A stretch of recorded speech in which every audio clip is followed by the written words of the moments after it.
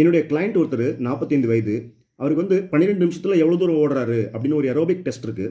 அதை பண்ணி பார்த்தப்போ அவர் 2 கிலோமீட்டர் ஓடினார் 12 நிமிஷத்தில். அவர் செலக்ட் பண்ண ஆவரேஜ் ஸ்பீடு வந்து 10 km/h ஸ்பீட். அவருடைய ஒவ்வொரு ஸ்டெப்பில் வந்து பார்த்தா அப்ராக்சிமேட்லி 97 சென்டிமீட்டர்ஸ். ஒரு நிமிஷத்துக்கு வந்து 172 ஸ்டெப்ஸ் போட்டு ஓடினார்.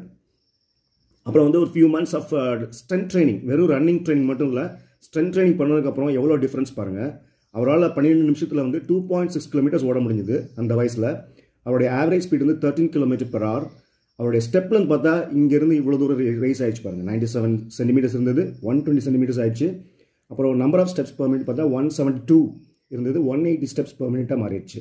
இதனால் ரன்னிங்லாம் பண்ணும்போது வெறும் ரன் மட்டும் பண்ணால் மேபி எஃபெக்டிவாக இருக்காது. ஸ்ட்ரென்த் ட்ரைனிங் பண்ணால் தான் இந்த மாதிரி ரிசல்ட்ஸ் வரும்.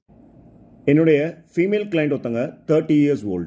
அவங்களுக்கு ஒரு தடவை எக்ஸசைஸ் செஞ்சனால ஃப்ரண்ட் தை மசில்ஸில் சோர்னஸ் டெவலப் ஆயிடுச்சு. அதே மீறி அவங்க வந்து எக்ஸசைஸ் செய்ய வந்தாங்க.